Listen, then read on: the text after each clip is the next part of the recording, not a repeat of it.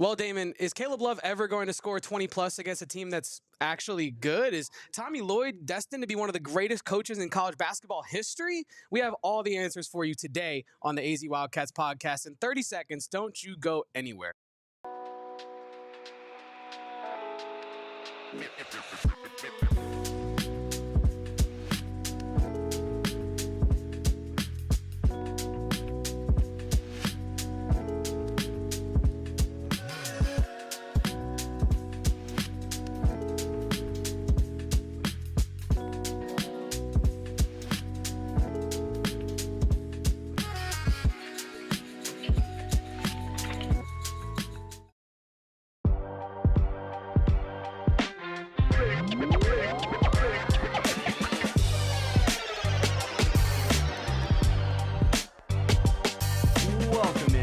To the AZ Wildcats Podcast. I'm your host, Damon Fairall, with my man, Kevin Thomas, as always, pressing buttons, doing research, Kevin.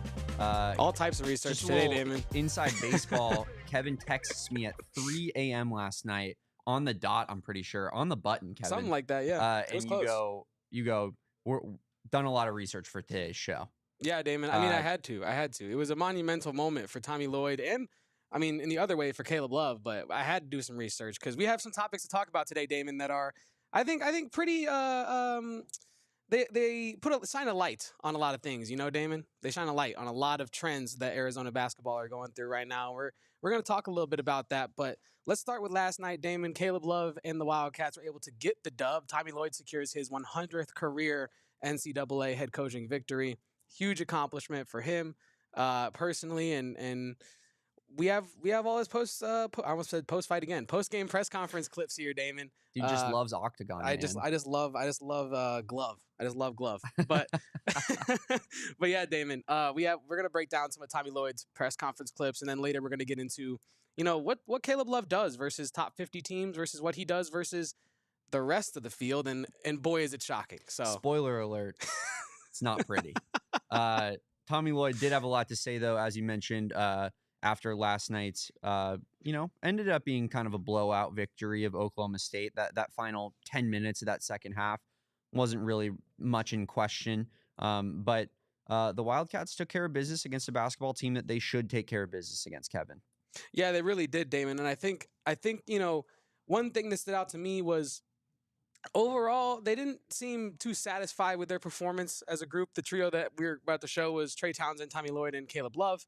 Were the three people there in the press conference. But I think something to note off top was the first question was about actually Emmanuel Steven, Damon, and Tommy was kind of just asked about, playing him versus redshirting him. And he said that it really wasn't his own decision. It was kind of the staff begging him to play Emmanuel Steven more. And he had him penciled in mentally as a redshirt coming into the year. And when Kribos goes down, Lloyd said that Steven came to him and said, no, I want to play. I want to contribute, even if it's in short minutes, even if it's in short time, I want to make an impact on this team. I thought that was pretty interesting, considering he hasn't played a lot, and I think it was interesting considering it didn't seem like it was Tommy Lloyd's favorite thing to have him out there. Yeah, Emmanuel Steven, 8 minutes last night, didn't score a point, got 3 boards, 2 turnovers, which is not exactly the most encouraging thing, but he's a very, very raw player, right? Yes. He's an international player. He doesn't have a ton of experience, I don't believe, playing in the United States. And, it's just an adjustment period. We saw it with Henry Vasar, right? Like he didn't look good when he was getting his first action. And now he is, probably the best center on this roster. So Emmanuel Steven, I think the ceiling is there. It's non-existent with him, right? Like you watch him, I'm trying to find what it is exactly, but his wingspan, man. Like when we were watching him out there, his arms are just hanging. His hands look so big when they're down at his sides. It's insane. He's huge, man. Yeah, like gigantic human. He has all of, and while it looks a little bit rusty right now, and maybe he's not exactly, like kind of, I don't know. I didn't feel like he looked raw, right? Like he didn't look like a very polished player last night. But that being said, you see the athleticism, you see the flashes, and you understand why Tommy Lloyd, a guy who develops international big man better than any coach, I believe, in college basketball, in my opinion. You see why a guy like Emmanuel Steven would be a worthwhile pickup for this squad. Yeah, you can see why the staff is begging Tommy Lloyd to play him more. Tommy kind of alluded to the idea that the reason he doesn't want to play Emmanuel Stephen as much as maybe some of the other staff wants him to is he really wants to spend time developing Okla and Vesar. He thinks that, you can only do but so much and give but so many reps in a game, especially in a conference game that really matters when it comes down to it. You don't want to just be giving reps just to give experience, right? So you want to make sure that you're pouring time and effort into players that are really going to make you look smart for doing so, right? And I think that's what Tommy Lloyd's focused on is who can produce today, who can I get reps that will help us win today, and kind of do that balance of development and win now mentality, right? Yeah, and Oklahoma State is the perfect game for that type of vibe, right? Like you see Emmanuel Stephen getting some run, and while he wasn't necessarily contributing at a level that was like, oh man, this game's really blowing open with Emmanuel Stephen on the court. I think you watch him play and you just say, these are valuable minutes for a guy to get Big 12 play minutes against a physical team. We talked about Oklahoma State. They get to the free throw line better than any team in this conference, and that is one of the telltale signs of a physical basketball team. So, encouraging that he at least got to see some run. And I think there's the potential with him is just it's off the charts. It's there's a world in which Emmanuel Stephen is just a defensive menace. Yes. Later in his career for this team, similar to what we saw out of like a Christian Koloko, right? Like Christian Koloko, while he wasn't recruited by Tommy Lloyd, another international big man that like Sean Miller brought him here. He sat out for majority of his first season and then started getting more and more playing time, and all of a sudden, he's just an absolute rim protector at the highest level, right? And Emmanuel Stephen, I think that most people believe that part of his game is his strongest attribute, or at least will be. So it's encouraging to watch him play a little bit, and definitely an interesting tidbit that you got there of Tommy saying E-Man can be very convincing, basically implying that he approached Tommy and said, I want to contribute to this team. I want to play. I don't want to sit. I don't want a red shirt. No, I don't red You shirt love that me. mentality too. You do. And I think Five of a Kind Media in the chat brings up a very good point that this is another opportunity coming up later this week, Damon, that Stephen could get some run against a team like Colorado, who I believe has yet to still win a conference game. And that should be a game that Arizona is able to play. Maybe a little bit of a Liam Lloyd for the last 5 minutes there, Let's hope we see a Liam Lloyd appearance against the Buffs. But yeah, sure. I think that was a cool little tidbit of Tommy talking about development of Emmanuel Stephen, and also just the development of bigs in general on this team and his mindset towards that. His mindset towards, divvying up time for development, Damon. And, sometimes the best way to develop is to focus on fundamentals, right? And so one thing Tommy Lloyd did have to say after this press conference, excuse me, was what was the focus coming into a team like Oklahoma State that to an extent that you're better than and you've been having turnover issues. So what was the focus? And this is what Tommy Lloyd had to say about that pregame plan. Well, we just talked, we talked about ball strength. We've been losing the ball a little bit too much, so just kind of emphasize that. We've been spending a lot of time on fundamentals, believe it, ripping through, pivoting, the exciting stuff that you guys probably don't notice, but you have to do that against a team that pressures like this, and, I think it helped us a little bit that number 2 picked up a couple of fouls because he's so proficient at, getting his hands on balls, and, and for the most part, they didn't press much tonight, so, I don't know why. But they didn't. So, maybe, he felt like he was in the game playing the way they were. So he went with it. And so I think we were just fortunate in those aspects. But these guys get all the credit. They did a great job just on their own taking care of the ball. But yeah, Damon, I think the reason I wanted to play this clip today was mostly like when you're playing a team like Oklahoma State, I think sometimes you can lose a little bit of focus going on the road and assuming you're better than them and that this is a given that you're going to win. And sometimes you just have to lock in on the fundamentals so that you can't get surprised, right? You can't get caught off guard by their physicality, by their rebounding, by their ability to draw free throws. You have to actually get to the free throw line as well. You have to work on your rip throughs. Make sure you're being physical on offense as well. I just thought that was interesting. But can we talk about our guy, Trey Townsend, a little bit, Damon? Yeah. You and I were actually here late last night, and we actually watched this press conference, and Trey Townsend had some things to say about his performance, but I thought honestly the most interesting thing was his response to his recent struggles. So this is what he had to say about responding to his recent string of poor performances. Obviously the past, few Big 12 games I haven't really played up to the expectations that, people had of me, but I had of myself. I've had some good talks with, my teammates and the staff. And I really just wanted to come today and just give 100% effort, and then everything else that would come with that, would come with that. I just wanted to make sure I could control what I can control, because, I can't control if I make every shot, or, if I get an assist if someone makes their shots, but I can control how, hard I'm running around checking out people. And today, I guess the basketball gods rewarded me for the effort side of things, and the ball started going in the hoop. The mentality is what you want to hear, Kevin, but it's like we talked about it a lot last night on our post game. Like, I want to give this guy credit for having his best game in a Wildcat uniform, but I'll be honest, like, I've never questioned Trey Townsend's effort. I know he wants to be good. I know he wants to, play hard. Hey, and Trey. he made effort-wise, he made a really, really good save out of bounds last night. That was a great effort play and speaks a little bit to what he's talking about there. I understand his larger point of, like, even you can control what you can control, even if you're not making shots. The stuff that you can control is, the defensive intensity, the rebounding. I'll say it again, the rebounding that we have not seen. But I don't question the guy's effort. I don't think that he's not trying. It's just that we need him to score the basketball. When you look at this team on paper, we talked about it a lot. The front court on paper, like going into the season, the scorers, the scoring output was going to be from Krivas and from Trey Townsend on paper. You're not expecting Toby Awaka to light the scoreboard on fire.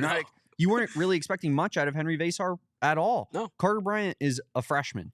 I think who's I think, least ready attribute was probably his scoring chops, right? So Trey Townsend, like, you needed him to put up 12 points per game, and you haven't really seen that so far against some of the better teams and better competition.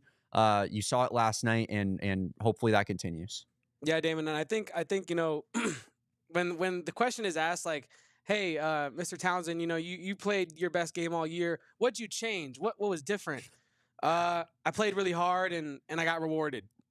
Were you not before? What is that? But I'm just saying, my point was, jokes aside, is that I'm actually happy that he seems to be completely unsatisfied with the way he was playing. It seems like there's a level of self-awareness there that this isn't the standard that he is holding himself to. Like, this isn't I came away positively from that clip thinking, okay, at least Trey Townsend knows that this is not what he was brought here to do, and that he is capable of more. It sounds like he knows he's capable of more, and it's just getting that out of him on a more consistent basis. This actually had me feeling encouraged that maybe due to his lack or his actual self-awareness that he has, I think we'll be having more positive takes on Trey Townsend the rest of the year, Damon. That's my good cop for you there.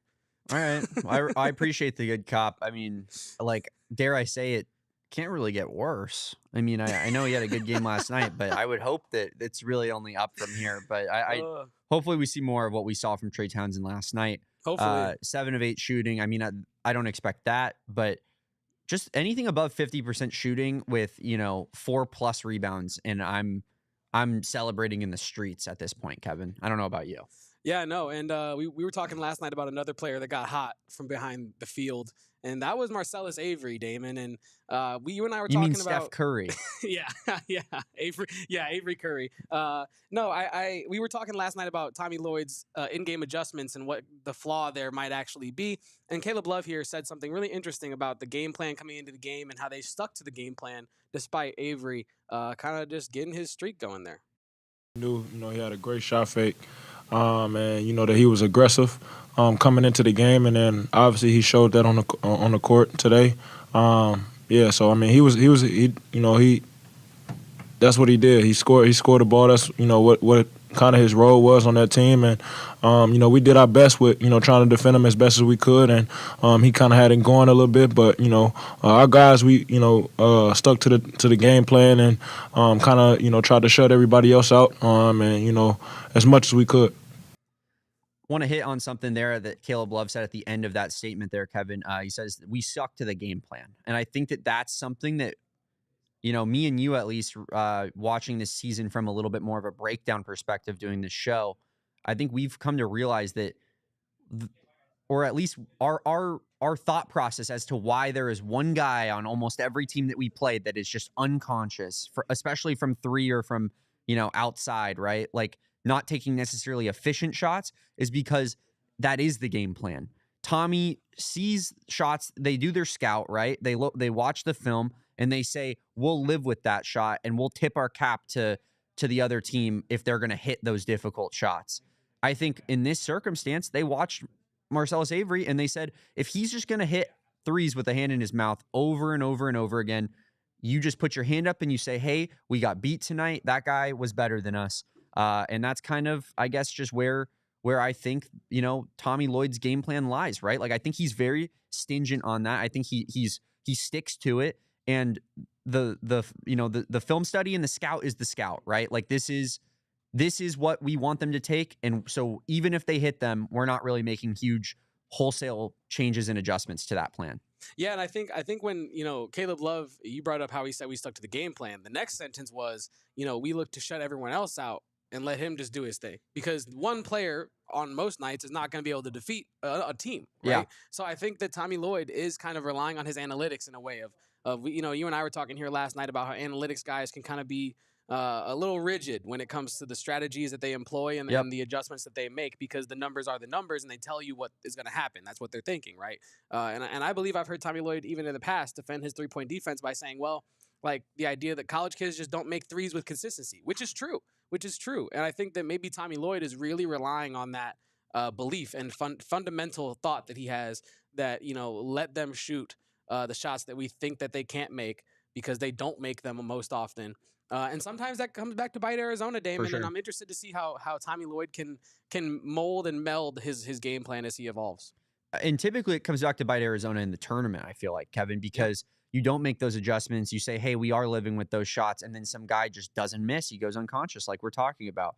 To me, as far as analytics guys, I think a lot of the time they kind of put the idea of momentum over to the side and they don't really factor it into their kind of thought process overall. I don't know whether momentum is necessarily provable or not. Like you can't really quantify that. No, I remember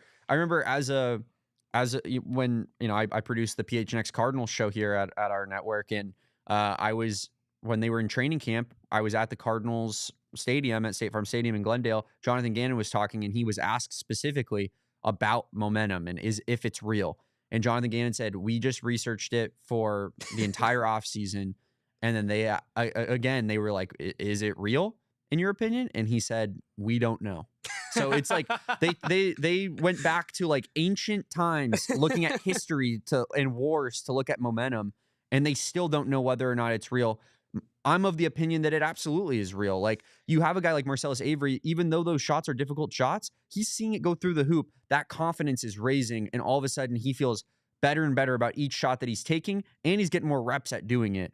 And when you're playing high-level athletes, I think that could happen in a bad way for this team. So I think Tommy, my opinion is Tommy doesn't believe in momentum. I don't know if that's true or not, but I'd love for someone to ask him that in some sort of press conference situation. I agree with you. And to flip that coin on the other side, I think why momentum might be so difficult to quantify or research, Damon, is because it is a two-way street psychologically, right? Mm-hmm. It takes two to tango in that way, right? Marchellus Avery has to hit the shot, feel good, feel like the next one's going to go in. Yeah. The opponent, it all depends on their mentalities, right? Because if their opponent sees that shot go in and say, oh, damn, that was good defense, he's just going to hit everything over me. The momentum is showing that Marchellus Avery's getting hot, his defender's cold. When in reality, it's a self-belief thing, right? It's I'm seeing it go in, I can do it, and then on the other end, it's I see him making everything and muffing my defense. But some people are probably built different and might be like, well, he's just hot. To your point, he's just making everything. I don't believe in that, right? And so I think that's hard to quantify because it is literally a case-by-case, person-by-person response basis thing. Yeah. Definitely. Erica puts in the chat here, I know my role. Erica, I hope you know I was staring into the camera directly into your soul when I said I'd love for someone to ask him that. I specifically was like, it's kind of on Erica that she hasn't asked that yet. But maybe we'll figure it out moving forward.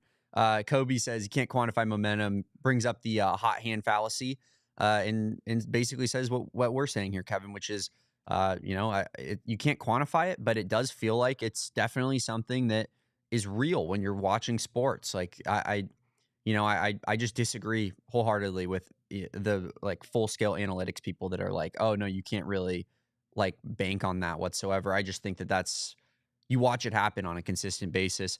Trey Townsend also had more to say, Kevin, about splitting the road trip here in Lubbock and in Stillwater and coming back home to Tucson. So let's hear what he has to say about that. Winning on the road is tough in any level of college basketball, especially in this conference. Obviously, we wanted to come on this road trip and get a sweep, but we didn't want to let, the little bump we had at Texas Tech leak over into this game, and I don't think anyone on the team or players and staff let that happen. We came out and got a win knowing we were going home and playing 2 home games, and we don't like to lose at home. We don't lose at home, so we're ready, excited to play in front of our fans again. We don't like to lose at home. We don't lose at home. Is Trey Townsend making a fan out of me, Damon Dog? He's talking about, knowing that he's not playing good enough, wanting to play better. I love that because I've been saying that all season. And now he's talking about we don't like to lose at home. And not only do we not like it, we don't do it. We don't. And the fact that they already lost at home this season, goldfish memory, get that out of here. Trey Townsend might be making a fan out of me, Damon. I'm not gonna lie to you. If he goes out and has a good game next game, hang the jersey in the rafters. I'm down. I'm down for it, man. I would love that for this podcast. If me and you, if you could just be Mr. Trey Townsend, and me and you could. I'd be a convert into the Townsend religion. The church of Townsend. Trey, yeah. The Temple of Trey. For sure. How could you? I mean, who doesn't want to be a part of that? The Townsend Temple. Maybe we make another quote graphic like we did about Tommy Lloyd saying Henry is what college basketball is all about. Yeah. Just saying we don't lose at home. But that could also do triple platinum numbers if they then lose to Iowa State. I'm just saying. That's good for business. Hey, little PHNX watermark in the top corner. But yeah, Damon, I'm fine with that. That's all I had for you on press conference stuff, and I think that I wanted to leave off on a positive Trey Townsend note because in fairness, we have been really hard on Trey Townsend even after a big win, even after his best game, great of the year, performance. Yeah, we were still kind of putting him down a little bit, even though we were trying to big him up. So I just wanted to end it by saying I think Trey Townsend's winning me over in the little things, in the little mentality things, and that's kind of cool. Yeah, I always, whenever I come with this analysis, I want to make it clear that, like, it's never personal whatsoever. No. I think Trey Townsend seems like a really good dude. We don't know. I don't know Trey Townsend from a stop sign. Like, as a person, like, I know him as much as I know my local stop sign. You know what I mean? Like, so, like, if he's a nice guy, if he's a bad guy, I wouldn't know. And so every criticism Damon and I have are just sports criticisms. Yes, and it's from a place of we want this team to be as successful as possible.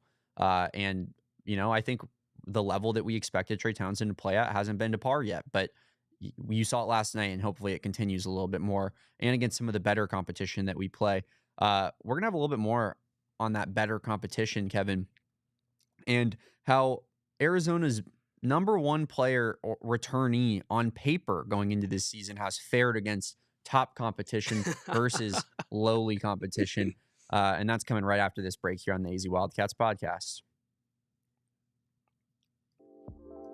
I'm a ghost, Damon. I'm a ghost, Damon. I'm a ghost. You're going to have to... Yeah, no, let's talk about Sanderson Ford, Kevin. Sanderson Ford, my favorite dealership in the Valley. Sanderson Ford is all about... Oh, he's back. Sanderson Ford is all about getting you in the vehicle of your choice and helping you find the right vehicle, right? It's a huge purchase. We all know that. And Sanderson Ford, they just got the best variety in the business, right? You got the Ford Rangers, you got the Ford F-150s, all the way up to the 350. You got Broncos. Kevin, I was driving in today, right when I was turning into the garage. What'd you see? Bronco Raptor. Oh, might be the coolest car in the history of cars. It's up there. Is it cooler than the Bronco Badlands, though? The Bronco Badlands is sweet, but the Raptor is like the upgraded version of that even. Yeah. And I saw that and I fell in love. They also got Mustangs. They got the Mustang EV SUV. They got, the Ford Fiesta, the Ford Focus for a little bit more practical styles.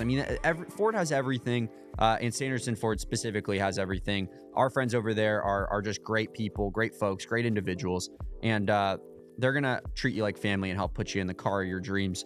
So head on over to Glendale. It's the biggest Ford dealership in the entire country, and that's for a reason. It's because they are legit For the best deals in 2025, choose Sanderson for no hassle, no pressure, no nonsense experience, and get more for your trade with easy on-the-spot financing. Drive into the new year in a new Ford from Arizona's most awarded Ford dealership, Sanderson Ford. Hell yeah, Damon. And if you want to take that new car and park it in a brand new garage, you had better talk to Carol Royce. Damon, Carol Royce real estate team is family owned and locally operated. Excuse me, with 3 generations of family members serving the Valley of the Sun. Carol and her team have combined to sell over 12,000 homes across the Valley, Damon, which is quite the stark contrast to some of these other teams that don't put in the numbers that Carol Royce is putting up numbers, Damon. You want a stat stuffer? Go to Carol Royce because they're doing it all. Choosing the right agent is a huge decision, and not too often are you left with doubts as to whether you have made the right choice. When you pick Carol Royce, there are no doubts there. They make not just big promises, but they make written guarantees, Damon, and you cannot rest unless you know that you're making the right choice. So you better make the guaranteed choice with Carol Royce. Call 480-776-5231 or visit Carol Royce website, which is going to be carolroyceteam.com. That's carolroyceteam.com. If you're considering selling your home in 2025, the name to trust is Carol Royce, your home sold, guaranteed realty. And like I said, if you have questions, check out carolroyceteam.com. 2 massive purchases there, Kevin, and no one better to do it with than our friends over at Carol Royce and our friends over at Sanderson Ford. They're going to help you make those big purchases and find you something you love. Shout out everybody in the chat today, Kevin. Shout out. We got Erica. We got Kevin's mom. We got Kobe. We got my boy David. We got Zona Tucson. We got 5 of a Kind Media. We got Kevin's grandpa. The whole squad is here. It's a family affair. It is a family affair. I just want to point out, every time I do shout out everybody in the chat, I feel like I name all of Kevin's family. My family does watch. They just don't always watch live. Sometimes it's after the show. Support is support, Kevin's family, it begs the question, do they love him a little bit more? People are wondering. People are saying. People are in fact saying, I'll tell you what I love a little bit more. Caleb Love when he plays bad teams, Kevin. Oh, yeah. When Caleb Love plays a bad team. Amazing. Money. Absolute money. Amazing. If you could bet player props in Arizona with our friends at Bet365, I absolutely would do so on Caleb Love whenever they play a bad team. But when they play good teams, it's a completely different story, Kevin. And it's become concerning, right? Yeah. Yeah. Should we look at the numbers here, Damon? So far, well, just go ahead, set it up real quick. Go ahead. Yeah, set it up. So far, Arizona has played 9 games versus top 50 Ken Pom teams, 9 games versus non-top 50 Ken Pom teams. Caleb Love's statistics in that range are drastically different, Kevin. So let's go ahead and toss that bad boy on screen. As you can see from our statistics, he is trending up against non-top 50 Ken Pom teams in every single one of these stats that we have highlighted, going from 10 points per game to 20 points per game, going from 29.5% field goal percentage to 50.8% field goal percentage, shooting 17.9% from 3, all the way up to 42% from 3, 4 rebounds for both, and then 2 assists to 4 assists. Kevin, he is almost twice as good. Yeah. Versus non-top 50 Ken Pom teams. Me and Kevin were kind of discussing this last night. We said we were going to bring this to the table today, and we were going to, the eye test is telling us that this is true, right? Mm-hmm. We put the numbers together, and I think it was even more eye-opening and shocking than we even thought in the first place. Damon, last night when I was doing this, like you said, it was 3 a.m. and I was doing some math at 3 a.m. I was calculating Caleb Love stats against top 50 teams at 3 a.m. I just want that to ruminate for a second for y'all. This is how much Kevin cares about you guys. And these were not pretty numbers. I'm gonna put them up here one more time. I was doing this math for the top 50 teams last night at 3 a.m. and continued this morning, and it was gross. I was sick to my stomach. But Damon, I didn't expect it to be this drastic, right? No, that's crazy. I didn't expect it to literally be Jekyll and Hyde of like I'm doubly better, 2 times the production than I am when I'm playing good teams, and I don't know what it is, Damon. I really don't, because when you look at his advanced stats from last season versus the same tier of teams on Ken Pom, I think top 60 teams are tier A. I don't know exactly how they define that, but last season his advanced stats for his tier A teams, 51% true shooting percentage compared to this season, Damon, he's got a 38.2% true shooting percentage. Like, I don't know what's going on. He shot 33% versus tier A teams last year. He's shooting 19% from 3 against tier A teams this year. The free throw rate, Damon. Free throw rate is calculated by total free throws attempted divided by total field goals attempted. So just your ratio of free throws to field goals. Yeah. Last year, it was 29.1 was his free throw rate. Damon, this year, his free throw rate is halved. It's 15.6. Like I said, like I don't even think it's an exaggeration. He genuinely is like half the basketball player that he was last year and half the basketball player that he has been against, the top teams versus the bottom teams. It's genuinely eye-opening. It's weird because I feel like this isn't the player that we've known Caleb Love to be for so long, right? Yeah. Because he shows up in these big games. That was Caleb like the Love's thing. whole thing is, March, I'm him. Yeah. Like you think I'm a top 5 pick in March, and then the winter comes. But like this is kind of then the craziest storyline, in my opinion, for Arizona this year is where has Caleb Love gone? Yeah. And David Perez says it in the chat. I think the NBA evaluation really messed with his head. His confidence is completely gone. Could be. And, Damon, there's a clip that I didn't include from the press conference that judging, now that we're talking about this, maybe I should have. But last night at the press conference, Caleb Love, he said his most impressive stat was his smile count. He said Tommy Lloyd, and I'm being so dead serious. He said that Tommy Lloyd's coach has been on me about smiling more. I think I had about 30 smiles tonight, and then he smiled real big. And I think, I'm joking about that, but I think that that's really important, though, because I think it illustrates, Damon, that his confidence might have been shot in the beginning of the year. That's and I fair. think he might have lost his love. Sorry for that. His love for the game a little bit in that way, right? Where it's like, they don't want me. Like the Isaiah Thomas, they gave up on me, as he's breaking down in the hallway. Celtic fans, we all cry a tear of real love. But no, I think Caleb Love might have really actually, and I didn't want to go there in the beginning of the year because you never want to talk about a player's mental state because you don't know them, right? You don't know them. But I think we're deep enough into the year now to a point where and he's talking about smiling more. It seems like it's a mentality thing because he's the same player. He's the same guy. Yeah. With more experience. Yeah. So why is he half the player against good teams when he's playing teams that aren't very good? Because, Damon, let's look at the rest of the schedule here, Damon. The top 50 KenPom teams that Arizona has remaining on the schedule, just left in the second half of this season. Iowa State twice. ASU is at 57, so I'm gonna kind of loop them in as an honorable mention. It's a rivalry game, which is shocking and doesn't make much sense. Well, they at just all. had a huge ranked win against West Virginia last night, which is probably inflating that a little bit. They also got killed versus Cincinnati. No, yeah, ASU is not quality. They're fraudulent in that way. But I'm just saying, ASU twice, BYU twice, Texas Tech, Houston, Baylor, and Kansas. Damon, it doesn't get any easier. No. I think you need Caleb Love. What, in 4 of these games to ball out? More than that, I'd argue. No, but I'm saying we can't expect him to do that. So I'm saying I think you need Caleb Love to have at least half of those games where he's at least something of what he used to be. Because I don't know if it's weird to say, but I don't. And it was my New Year's resolution to not waver on this point, and maybe I'm wavering in that. But I don't know if I can believe that the same Caleb Love is still in there. I don't know if I can. He hasn't proven that he is. We just went through the stats. I was going through these stats this morning with Kyle, one of our other producers here at PHNX, and he shoots 3 for 10, Damon, I think more than anybody in the country. He shot 3 for 13 against Duke, 2 for 13 against Wisconsin. He shot 3 for 10 against West Virginia in game 2, 3 for 10 against UCLA, 3 for 13 against Texas Tech, and then 3 for 10 against Baylor. I'll just throw in the 3 for 15 against Cincinnati. We're starving if Caleb Love's trying to put food on the table right now, if it's his field goal percentage, because we're starving. I don't know what's going on. And if we look at these stats again, Damon, it just illustrates that he's not the same guy that he's been. I don't know what's going on, but he's talking about smiling in his post game press conference, and yeah, it's been a mystery, Damon. But these numbers are shocking.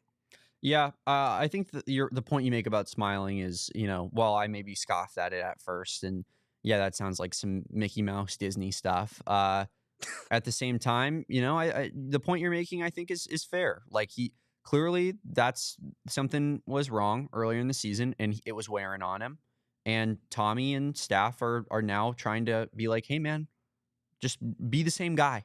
Don't switch it up. Don't switch up the vibes. We don't need you moping or getting all in your head when you miss a shot.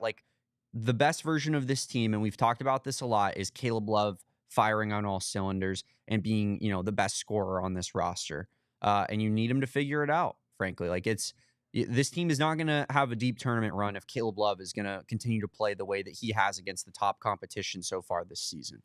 So, I mean, you look at the schedule, and really the only game against a quality opponent, in my opinion, that he really played well was the West Virginia game the first time around, where he scored 24 points, 9 of 20 from the field, 4 of 12 from 3, 6 rebounds, 2 assists. That was an OT game as well, so he got a little bit extra run in that game.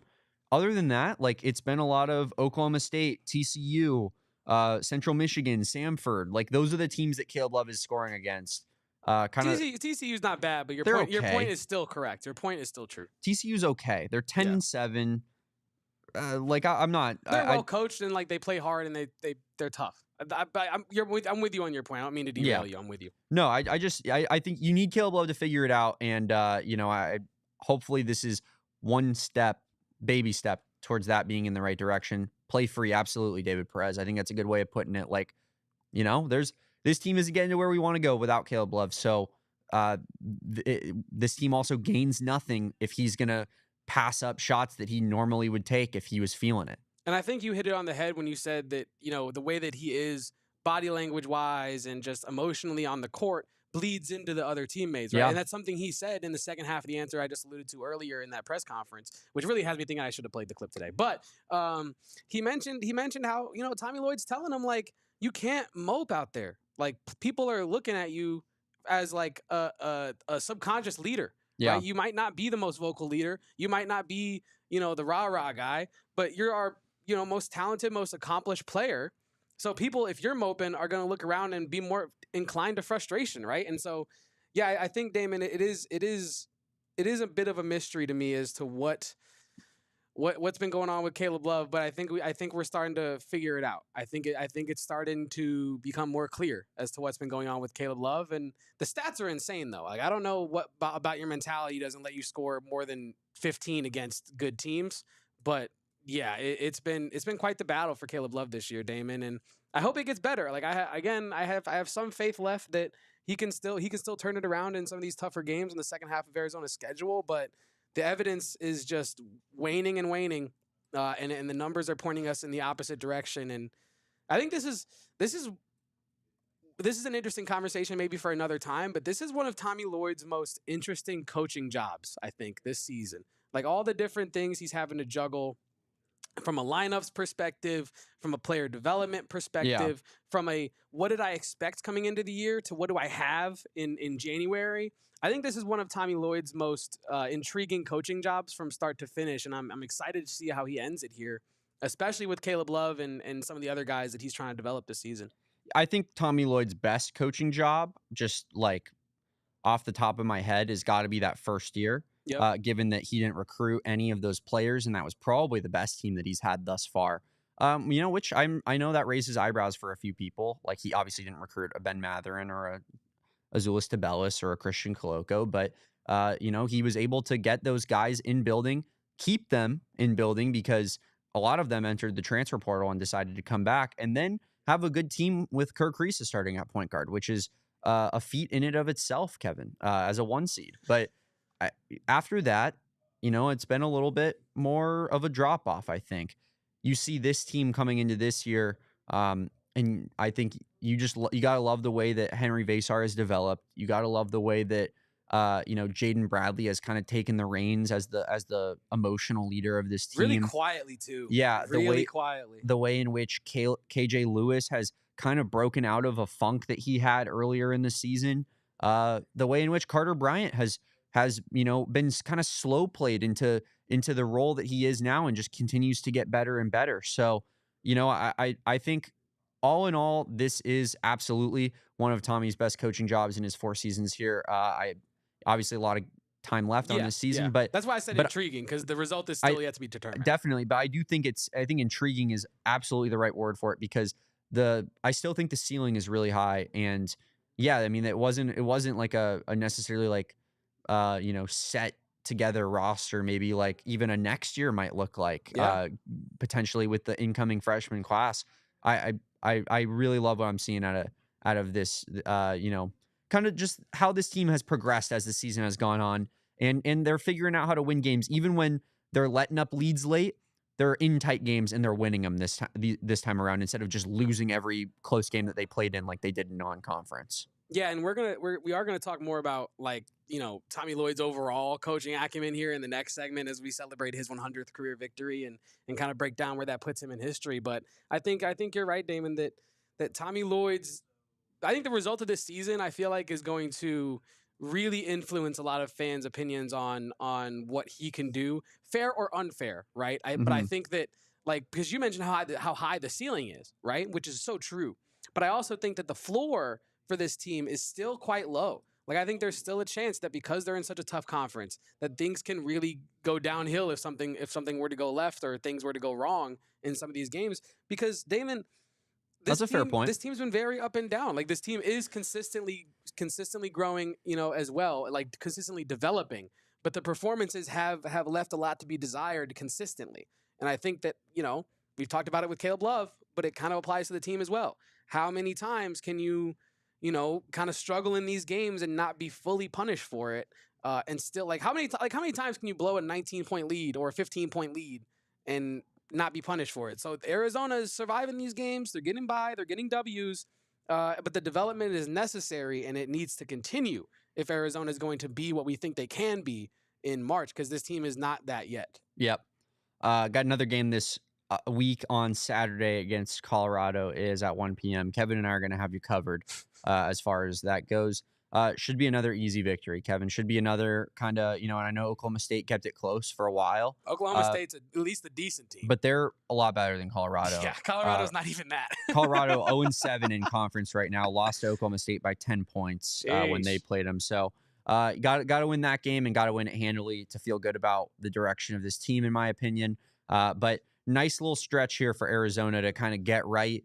Maybe start feeling the momentum a little bit more as they gear up to play some of the better teams on their schedule. Iowa State being that game after that. So be interesting to see. Kevin and I are, like I said, we're gonna have you covered. On Friday's show, we'll be doing a whole full Colorado basketball preview. You don't want to miss that one. No, you don't. Get your popcorn out. It's gonna Get be your cold cuts. It's gonna be a big show. But yeah, I think I think that all in all, you look at the Big 12. You have one loss. You're in second place in the conference right now. It's I think this is a good start to the season for Arizona and where you want to be as a program. I think it's a great start to conference play specifically. I think it's a great rebound from where Arizona was, say 9 games into the year when you're 4-5, 5-5. Just trying to keep your head above water, which is an insane thing to say about an Arizona basketball team, right? Especially in November and December. Yep. So I think that I'm most and we've talked about it a little bit already on this episode, so I won't wax too poetic about it. But I'm most impressed this year with Arizona's response to adversity. Right, there's been a lot of adversity, and I would like there to be less. Right, there has been, but I think the response has been encouraging. Quite honestly, the team has received the adversity well. Tommy Lloyd has been coaching around it quite well, it seems, and he's kept the team together as well. I think that's important when you're expected to be. Where do you think Arizona? I mean, I think Arizona probably came into the year thinking we're going to win it all. And then they still probably think that, right? But when you come out and then you're 4-5 and 5-5, there's a chance, and Tommy was talking about it, there's a chance that the team could splinter, and he has to fight against that. And he did successfully. And now look at Arizona, like you said, what is it, 6-1 in conference? Yep. And they're kind of rolling as they have Oklahoma State and Colorado, and then Iowa State and Arizona State. I mean, Arizona's putting themselves in good positions when it comes to tournament time, Damon. And that's all you can do. That's all you can do, Kevin. We're gonna do a little bit more, talk about some more sponsors right after this break on the AZ Wildcats podcast. Well, Damon, I'm pretty hungry. And I think that if I want a nice, fresh, healthy, quick meal, I should go to HelloFresh. And our friends over at HelloFresh, they've been helping me for a long time, Damon. I used HelloFresh in college, back at the U of A, when I was living at, I might shout out. When I was living at the cottages, Damon knows that place quite well. No free ads? Yeah, no free ads, but, nice place to live, you know.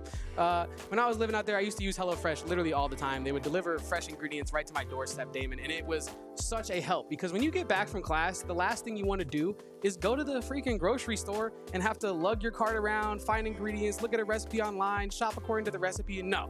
HelloFresh, you pick the things you want, they send it to your door, and you can make it. And guess what? Now, with HelloFresh's ready-made meals, all you gotta do is wait for the delivery and then pop it in the microwave for 3 minutes, and you got a fresh HelloFresh meal right there in your lap. Well, probably, hopefully not in your lap, on the table.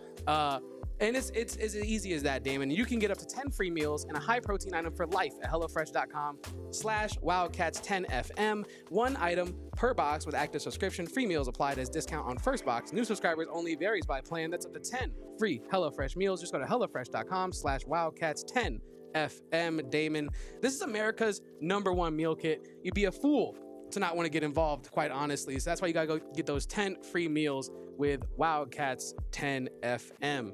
Damon.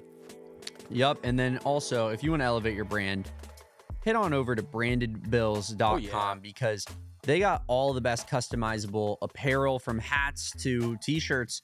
You know, you want to rep your softball team. You want to rep, your company you work for, your law firm, the volunteer service you do. Branded Bills is the way to go. Head on over to their website, customize some apparel, and they're going to send it over your way. Some of the most comfortable hats you'll ever find, Kevin. Me and Kevin love our Branded Bills hats. Yeah, no, I mean, they hit us up and treat us probably better than almost any of our sponsors here at this company, Kevin. Branded Bills, incredible people. A company you want to succeed. They're based out of Mesa, Arizona. They love Arizona sports. They have collections in Tucson, at the bookstore, at McHale Center, at Arizona Stadium. Branded Bills, it's taken over Tucson. You go to games there and you see Branded Bills just all over the place, and I absolutely love it. Whether it's a snapback trucker, fitted beanie, or t-shirt, Branded Bills has you covered with performance and style. And of course, head on over to brandedbills.com and use our promo code of PHNX for 20% off that first order. I wanted to also shout out my mom in the chat because as soon as I called out my parents, my mom came in immediately and said she's watching live. And I didn't want to cut off our points there, but that made me and Kevin laugh. That was pretty funny. Yeah. So shout out you, Mom. Thanks Appreciate for fact-checking your son on that one. Yes, needed that. David saying Colorado might not win a conference game. That is very true, David. Can Deion coach basketball? You could probably recruit better. But yeah, David's Ducks last night, David, Oregon grad, taking it to Washington. We love to see Washington losses. I don't care about any sport at this point, Kevin. I actually just want Washington to lose every game in every sport that they play. Yeah, I mean, the athletic department. That's kind of where I'm at. I want to see the athletic department just until Jed Fish leaves, and then I don't really care anymore. But if he is on campus in Seattle, I am rooting on the downfall of that entire athletic department. Oregon, number 15 in the country, really good. Dana Altman, incredible coach. You know who else is an incredible coach? Damon Dog, one Tommy Lloyd, and Tommy Lloyd just got that 100th career victory. And Damon, I wanted to have a little bit of a Lloyd love fest today. We already talked about Caleb Love, but now Lloyd it's actually Love going fest. to be. It literally has been. That's the two talking points. But can I just rattle off some fun facts here about Tommy Lloyd's first 100 games, Damon, to you? Tommy Lloyd is the 8th fastest to 50 wins when he went 50-7 in his first 57. Which is crazy. That's 8th somehow. Yeah, I know, right? It's like how do you do better than 50-7? That's nuts. If I can be honest, I think it's because you're taking in all of D1, right? And so there are probably some conferences in there that the top team probably just runs that. Back in the day when you were playing the Tempe Normal School of Teaching, and you beat them by 60 points, and you could count it on your record. Yeah. So Tommy Lloyd, I mean, and I'm sure if I went back, because the YMCA of Sierra Vista, like literally, like those are the teams that you're going up against. Yeah. So for reference, I'm getting these numbers from the NCAA's coaching record book through 2022-2023. So that is the most updated record book I could find for us today, but he's the second best ever to start with a D1 coaching career by wins. So in his D1 coaching career, he is the second best ever to start it. He's second behind Brad Underwood, who started at Stephen F. Austin, who went 61-8, Damon, to start his career. Tommy Lloyd went 61-11. And hey, let's just pause real quick because we got a super chat. Shout out to AZ Cats G. My who man. says, hello, Kevin, Damon, and Mom. Good seeing you today. We got moms, plural, in the Two chat. moms. Yep. Yeah. So, I mean, shout out to AZ Cats G. We appreciate you. And Damon, we can now buy our starter pack. I can put on deodorant again. Wow. That's wonderful. That's huge for this office. huge for the office. Huge for the office. People huge are for my getting really apartment concerned. complex. Huge for my dog. It's huge for everyone involved. We were getting some HR complaints. Yeah. Yes. Espo got me the Mando. There we are. Yeah. So shout That's out huge, to you, man. AZ Cats, for de-stinking this office with this whole body deodorant from Mando. Needed it. We needed it bad. But let's get back to Tommy Lloyd, Damon, who is the tied now for 18th fastest in D1 history to 100. He ties Jamie Dixon, Mark Few, Ray Meyer, and Tony Hinkle. He became the 10th fastest at a power conference. And now that's what we're talking about here, the power conference. Here we go. He became the 10th fastest at a power conference in to 100 in NCAA history. And now this is where the 3 a.m. research really got off the hinges, Damon, because I came across top 10 win percentages in the first 4 seasons. Now you might be like, Kevin, he's in his 4th year. You don't have those stats. Projections, my friend. I went back and did some math, Damon, and Tommy Lloyd, if he had won versus UCLA, West Virginia, and Oklahoma, he would currently be on pace for 81.8% win percentage, which would put him 7th best all time in the first 4 seasons, which I think is truly impressive. And if Tommy can make a run in the conference tournament or March Madness, he can also get back into that top 10. But I say all this to say, Damon, Tommy Lloyd is quickly becoming one of the more accomplished coaches in the history of NCAA. And now he doesn't have the titles, he doesn't have the hardware yet, but the foundation is being laid for a truly legendary run here at Arizona. 2022 Coach of the Year, Division I Coach of the Year in 2022 as well. Yep. Now, you mentioned Azuolas Tubelis and Benedict Mathurin not being his players. I think that is actually interesting considering they're his only 2 consensus All-Americans as well, Damon. Well, I think they became his players. I more just meant he didn't bring him to campus. No, I'm with you. And I just thought that was interesting, though, that his 2 consensus All-Americans are players that he had yet not it is brought interesting. to campus. And Caleb Love was was he a preseason All-American? I think so, yeah. Okay. Yeah, I think these are just consensus across the board All-Americans. He's probably played himself out of an All-American Yes. spot at the chance to get it this season, Yeah. given that we're about halfway through and he's not been great so far. But yeah, Tommy Lloyd, I mean, like you said, just building the legacy. And one thing that's interesting there, you talk about it in power conferences, how many guys start at a place like Arizona? Ooh, that's a great point. I honestly, I'd love for the chat, if you guys have somebody, I can't think of somebody that starts at a top 10 basketball program as their first head coaching gig. Yeah, not Tommy top 10, Lloyd. Not top 10. Tommy Lloyd started at one of the hardest jobs in the country because that's how accomplished he was as an assistant. And that's how prepared I think, he was in his interview and whatnot to get the job. So, I think even more special circumstances for a Tommy Lloyd, given that, he took on a situation that was almost entirely unique to him, right? Yeah, I think that's a great point that the pressure that Tommy Lloyd immediately entered himself into was really high, right? I think that this is, look at the reaction to the first 9 games this year, right? This is a guy who has done nothing but good things for Arizona so far, and he struggles for 1 month, and people are like, is he the guy? What's going on with this year's team? Whoa, we're not the best.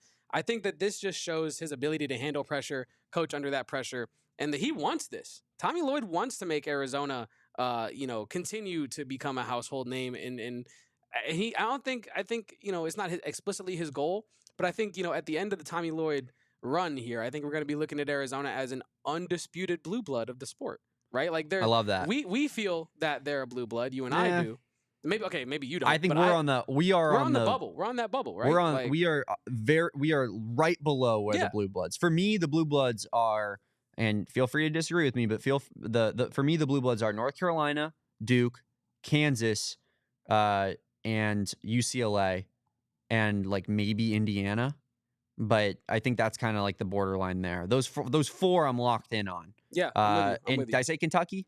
No, you didn't. Okay, so Kentucky, North Carolina, Duke, Kansas, and UCLA are 5 locks. I think Indiana is right on the outside looking in, and then I think Arizona with Michigan, Michigan State, kind of on that outside looking in, right behind. Yeah, and I think at the end of Tommy Lloyd's run, Arizona will be a blue blood program, Damon. I think that this is the path that he's he has set forth for himself the Lloyd injection. But yeah, no, I think that this is the path he's setting forth. Like, if you look at the coaches that he's surrounding himself with in history, these are guys who have made it to, 13 plus tournaments, had a bunch of success. Ironically, Jamie Dixon, nor Mark Few have won it all, which is pretty much some of the best coaches he's sitting around in that list.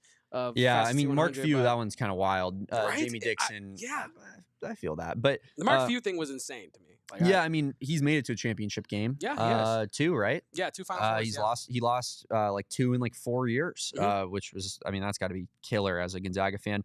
And I believe Tommy was at least on the roster for that first one. I don't remember if he had left for Arizona yet by that second Jalen Suggs team. But yeah, I think as far as Arizona goes, and Tommy Lloyd, I think the reason I'm so confident in him building this legacy up there with, the Lute Olsons of the world, as we have in our thumbnail and I put in my show tweet today, like, I think we're going to look back on Tommy Lloyd in a similar sense because he doesn't want to go anywhere. No. This is the pinnacle of college basketball, as we're talking about. There's about 5 programs on paper that you could say are indisputably bigger than Arizona, I believe. And one of them is UCLA, who Arizona has been indisputably better than for 30 years now. So, like, I think, there's always the concern, like when Sean Miller, when he was doing really well to start his career, like a Kentucky's going to come calling, or a North Carolina or a school like that, right? Because those are the only schools that could ever poach an Arizona coach. But Arizona coaches don't get poached in basketball. And I think Tommy Lloyd he's going to be around for the long run. He said it in his introductory press conference when he took the job. This was the one job he was willing to leave Gonzaga for, because Gonzaga, he was head coach in waiting at Gonzaga. Everyone knew it. When Mark Few retired, Tommy Lloyd was the guy. And Tommy said, we built our program and designed it after what Arizona did and how they became one of the top programs in the West and just in the country in general. I think Tommy Lloyd has always, kind of looked at this program as somewhere he wanted to be and somewhere he looked up to. And because of that, I just think that, Tommy Lloyd's going to be here as long as Tommy Lloyd wants to be here, because I don't see him slowing down at all anytime soon. I think he's the Arizona coach for, maybe another 2 decades, Kevin, which is crazy. Yeah. I mean, that's it's a long tenured coach, but I really do believe that we are in a situation and he is a special enough of a guy and coach where that is realistic. Yeah, and he feels like the kind of, I'll say, old school guy. UConn, good shout, yeah, Michael. I was thinking of saying UConn, but they feel like they're on that almost same tier. I think they're above. They're above us. No, but I'm saying like they're in the same tier of like on the bubble, right? Like maybe a little bit more, and they'll be entered into the blue blood. I'm okay with if you think UConn's a blue blood. I'm honestly okay with that. But yeah, I think UConn's a good shout as well. But interesting that all those teams are actually blue. Isn't that kind of weird? Do you think that they did that on purpose? I don't know. I'm genuinely asking. There's blue in every one of those teams. There's not one team that doesn't have blue in their color scheme.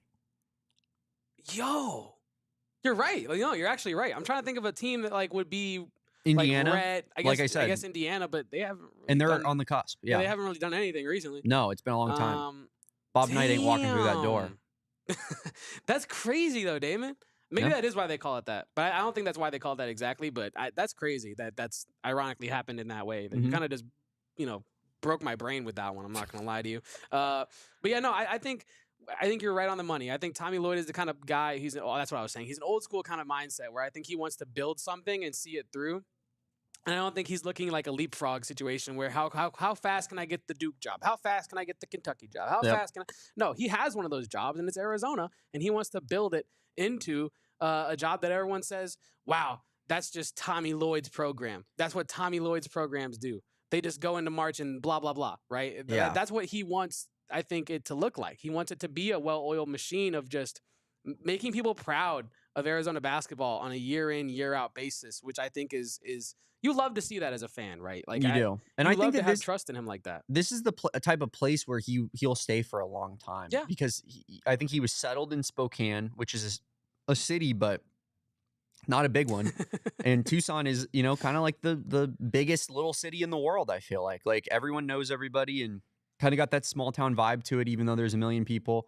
I think Tommy Lloyd is the type of guy where it's like he's settled and it's not like a Jed Fish where he's like, how can I get out of here? How can I get to LA or Seattle or one of these big cities?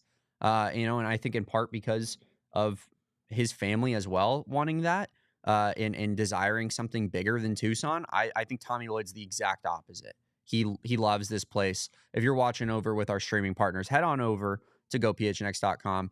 We're going to round out some final basketball thoughts here, Kevin.